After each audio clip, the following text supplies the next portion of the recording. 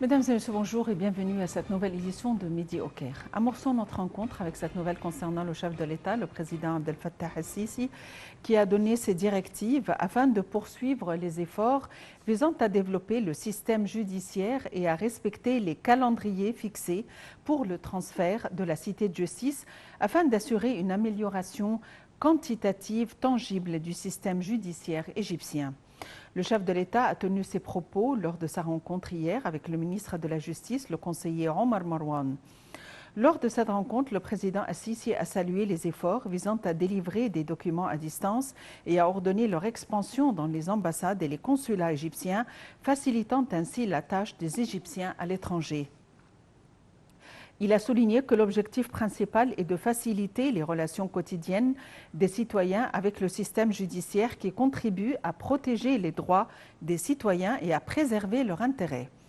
Le chef de l'État a été d'autre part informé des aspects les plus marquants de l'évolution du système judiciaire au niveau de la République.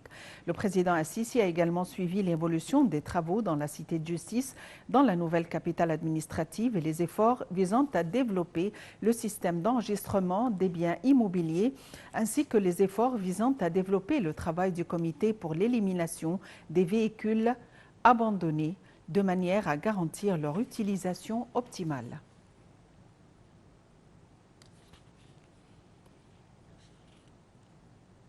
Par ailleurs, le chef de l'État, le président Abdel Fattah el-Sisi, a reçu un appel téléphonique de la part de son homologue tunisien, Kais Saïd. L'appel a porté sur les relations bilatérales et la manière de les renforcer dans l'intérêt des deux peuples.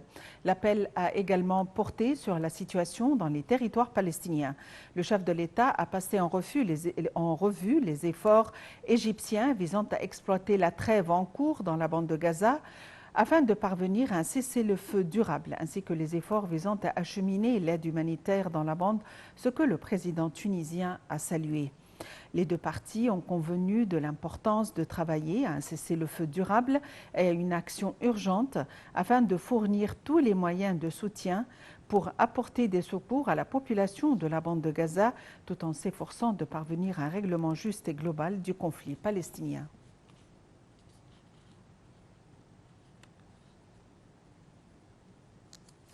La période de silence électoral a commencé pour les candidats aux élections présidentielles à l'étranger en préparation du début du processus de vote pour les expatriés qui débutera de vendredi jusqu'à dimanche prochain.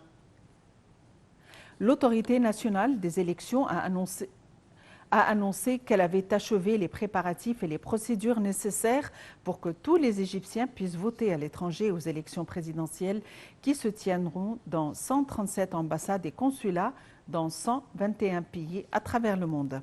L'autorité a confirmé que tout Égyptien s'inscrit dans la base ou inscrit dans la base de données des électeurs et qui se trouve à l'étranger a le droit de voter pendant les 3 jours fixés pour les élections, qu'il soit résident ou voyageant pour une courte période.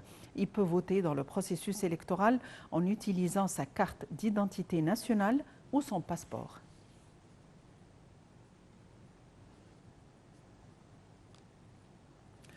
Le ministre des Affaires étrangères, Sameh Choukri, a inspecté hier les derniers préparatifs concernant le vote des Égyptiens à l'étranger aux élections présidentielles qui se dérouleront dans l'ambassade d'Égypte à Paris. M. Choukri a fait escale à Paris lors de son voyage à New York, où il doit participer à une séance de Conseil de sécurité de l'ONU sur la situation dans la bande de Gaza. Le point.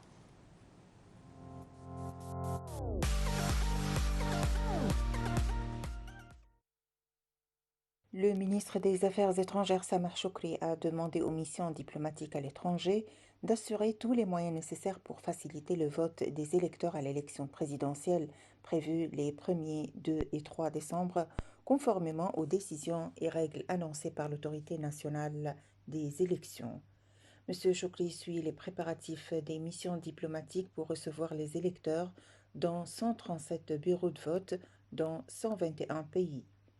Dans des déclarations à la presse mardi, M. Choukri a appelé les Égyptiens de l'étranger à se rendre au siège des missions diplomatiques égyptiennes pour qu'ils exercent leurs droits constitutionnels et expriment leur volonté, notant que leur participation est un droit et un devoir assurés par la Constitution. Le chef de la diplomatie égyptienne a valorisé la coordination entre le ministère des Affaires étrangères et l'Autorité nationale des élections, remerciant cette dernière pour avoir assuré tous les moyens qui permettent de faciliter le processus électoral pour les expatriés. Le ministère a acquis une grande expérience dans l'organisation des élections et des référendums, les missions diplomatiques à l'étranger et ont participé à l'organisation de 10 échéances constitutionnelles depuis 2011, a-t-il noté.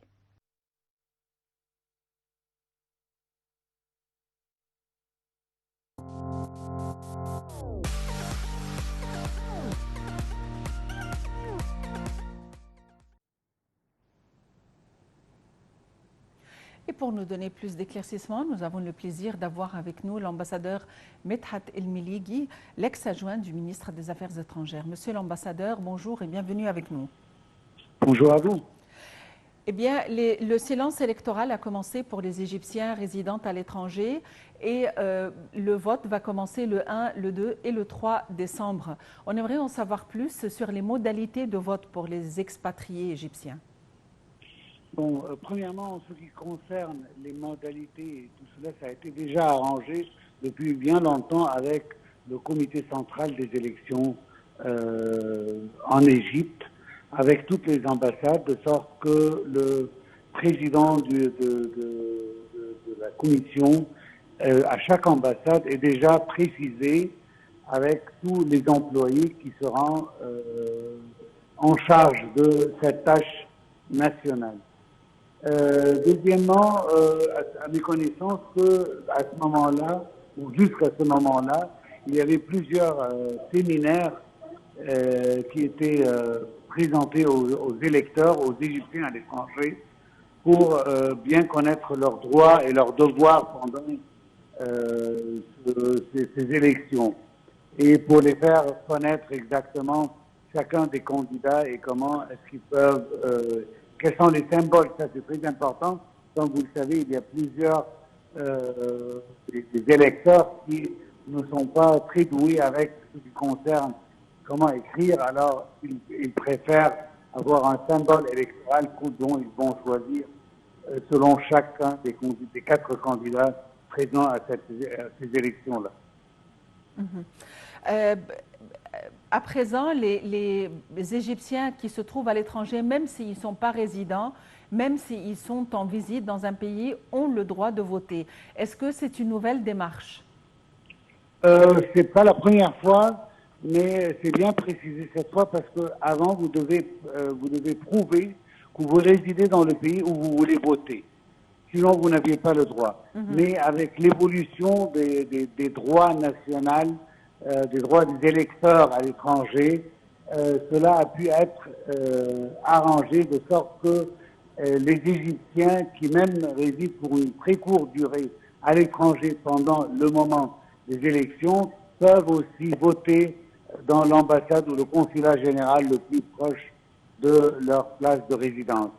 Cela dit, il faut aussi assurer que ces citoyens égyptiens n'ont pas le droit de voter 2 fois. Cela veut dire qu'ils n'ont pas le droit de voter une fois à l'étranger et avant le vote qui va se dérouler en Égypte, partout dans le pays, ils n'ont pas le droit de revoter une deuxième fois. Et une seule fois, ou bien c'est à l'étranger, ou bien c'est en Égypte. On s'assure sur les ordinateurs que chacun des électeurs qui votent à l'étranger n'aura plus le droit et n'aura plus la possibilité de voter une seconde fois en Égypte. Excellence, Monsieur l'ambassadeur Medhat El-Miligui, vous êtes l'ex-adjoint du ministre des Affaires étrangères. Je vous remercie infiniment pour votre intervention.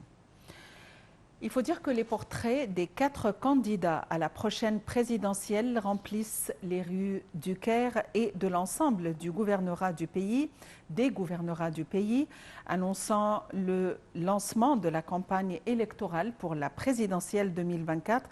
L'autorité nationale des élections travaille inlassablement afin d'organiser des élections idéal de garantir que l'atmosphère du scrutin soit propice à la participation du plus grand nombre d'électeurs, dont le nombre s'élève à 60 millions de citoyens ayant le droit au vote. Le point.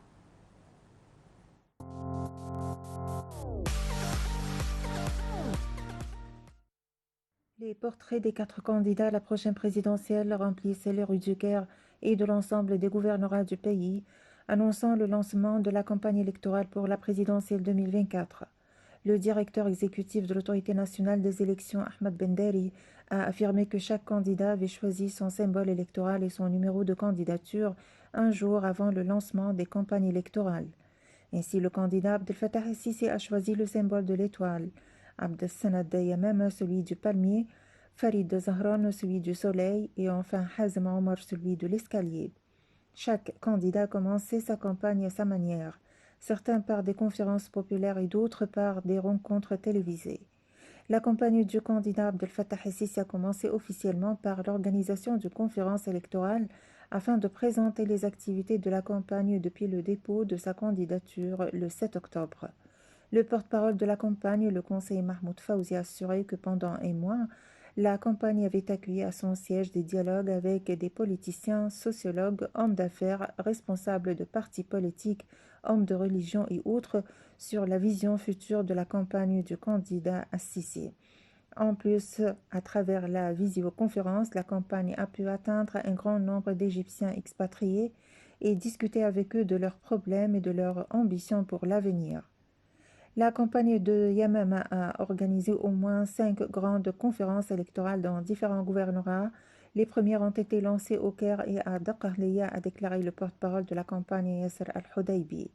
Ce n'est pas tout. Une équipe du parti a l'OEF de se rendre à l'étranger, notamment en Arabie Saoudite et en Italie, pour présenter aux Égyptiens expatriés le programme électoral du candidat Yamama. De son côté, le candidat Hazem Omar a commencé sa campagne par une rencontre télévisée le 10 novembre, soit au lendemain du lancement du marathon électoral, au cours de laquelle il a présenté sa vision pour l'avenir. De même, avant le lancement officiel de la campagne électorale, Farid Zahran a présenté sa vision sur la situation en Égypte et dans le monde dans plusieurs programmes télévisés. Mais la campagne officielle de Zahran a commencé par une conférence de presse à Assiout, en Haute-Égypte. L'Autorité nationale des élections travaille inlassablement afin d'organiser des élections idéales, de garantir que l'atmosphère du scrutin soit propice à la participation du plus grand nombre d'électeurs, dont le nombre s'élève à 60 millions de citoyens ayant le droit au vote.